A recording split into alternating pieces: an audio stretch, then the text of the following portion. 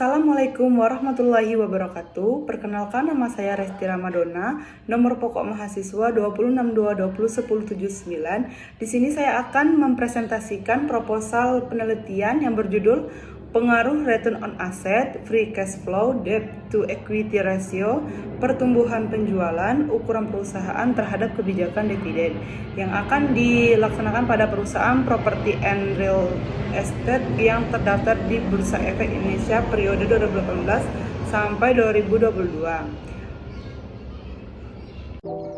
Baiklah, yang pertama yaitu latar belakang. Perusahaan industri properti and real estate memiliki dampak yang baik bagi kemajuan perekonomian di Indonesia. Industri properti and real estate selalu berkembang setiap tahunnya dan mampu menarik minat para investor karena kenaikan harga bangunan dan tanah serta pertumbuhan jumlah penduduk yang terus bertambah. Investasi merupakan penempatan sejumlah dana pada saat ini dengan harapan untuk memperoleh keuntungan di masa mendatang. Investor dapat mengharapkan return investasi dalam bentuk dividen atau capitalist gain.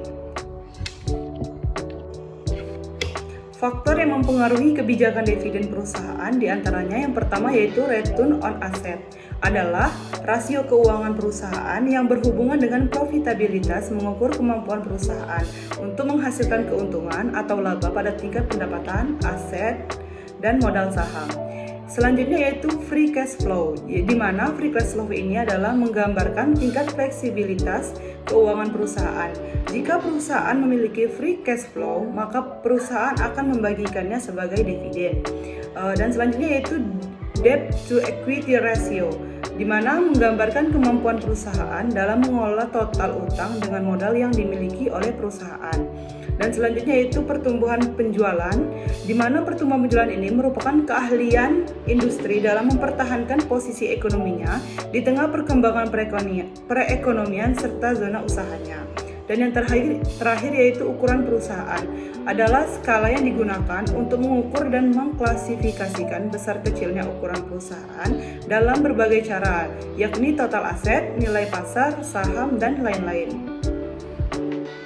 Adapun fenomena selama tahun 2016 sampai 2018, return on asset dan ukuran perusahaan mengalami fluktuasi, di mana tahun 2016 return on asset ini perusahaan sebesar 2,91%, sementara tahun 2017 mengalami penurunan menjadi 2,29%. Kemudian pada tahun selanjutnya mengalami kenaikan menjadi 3,19%. Di mana sementara itu pembayaran dividen PT Sumberrekon Agung Tbk ini menurun dari tahun 2016 ke tahun 2017. Kemudian pembayaran dividen di tahun 2018 kembali menurun lagi, sehingga terjadi ketidaksesuaian dengan teori pada tahun 2017 sampai 2018 antara return on asset dengan pembayaran dividen. Sehingga perusahaan yang memiliki total aset yang tinggi akan meningkatkan pembayaran dividen kepada pemegang saham. Namun PT ini mengalami kenaikan total aset pada tahun 2016 sampai 2017 yaitu sebesar 30,67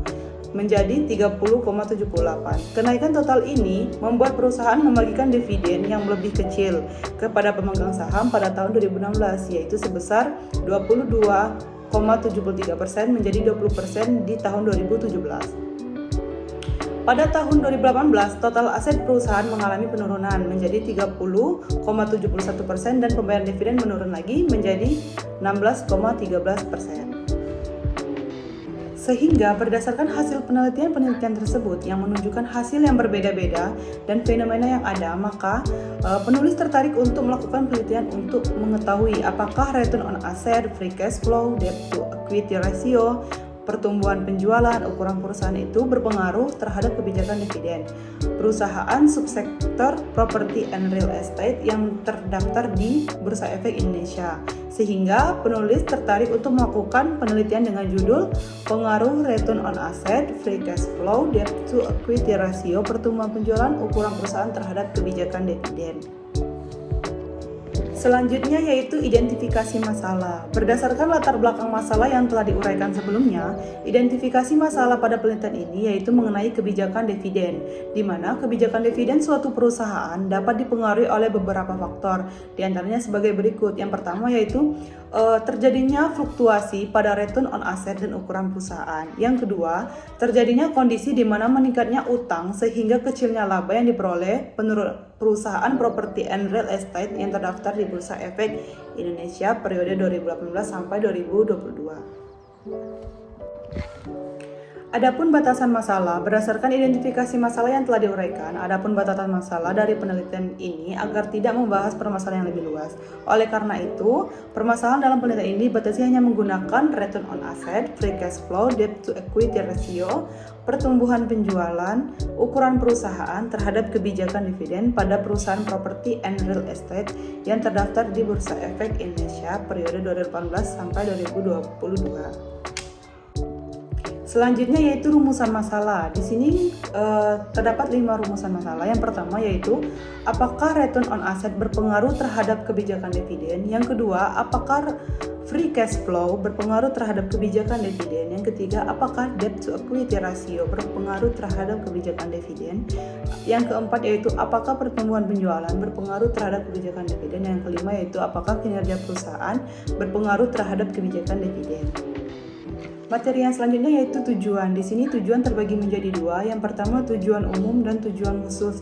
Di sini tujuan umumnya yaitu peneliti agar semua pihak mengetahui tentang bagaimana pengaruh return on asset, free cash flow, debt to equity ratio, pertumbuhan penjualan, ukuran perusahaan terhadap kebijakan dividen pada perusahaan properti yang terdaftar di Bursa Efek Indonesia. Nah, tujuan khususnya yang pertama yaitu berdasarkan uraian masalah itu, penulis dapat mengetahui tujuan khusus. Yang pertama yaitu untuk mengetahui pengaruh return on asset secara parsial terhadap kebijakan dividen. Yang kedua, untuk mengetahui pengaruh free cash flow terhadap kebijakan dividen. Yang ketiga, untuk mengetahui pengaruh debt to equity ratio terhadap kebijakan dividen. Dan yang keempat yaitu untuk mengetahui pengaruh pertumbuhan penjualan terhadap kebijakan dividen. Yang terakhir yaitu untuk mengetahui pengaruh ukuran perusahaan terhadap kebijakan dividen. Yang selanjutnya manfaat. Manfaat ini ada manfaat teoritis dan manfaat praktis, di mana manfaat teoritis bagi pembaca yaitu untuk memberikan pengetahuan sejauh mana pengaruh return on asset, free cash flow, debt to equity ratio, pertumbuhan penjualan, ukuran perusahaan terhadap kebijakan dividen.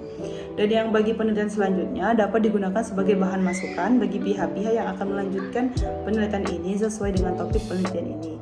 Dan manfaat praktis yaitu bagi penulis, penelitian ini bermanfaat bagi peneliti untuk memperdalam pengetahuan tentang pengaruh return on asset, free cash flow, debt to equity ratio, pertumbuhan penjualan, ukuran perusahaan terhadap kebijakan dividen.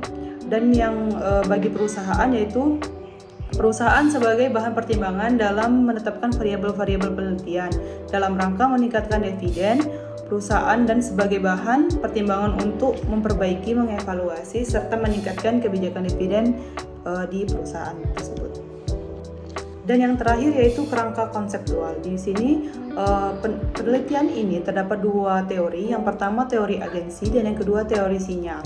Di mana teori agensi ini yaitu teori keagenan adalah teori yang menjelaskan tentang hubungan kerja antara pemilik perusahaan atau pemegang saham dan manajemen.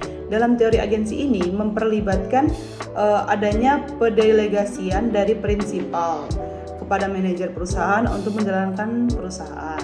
Yang kedua itu teori sinyal, di mana teori sinyal ini menjelaskan bahwa pihak pengirim atau pemilik informasi memberikan suatu isyarat atau sinyal berupa informasi yang mencerminkan kondisi suatu perusahaan yang bermanfaat bagi pihak penerima atau investor.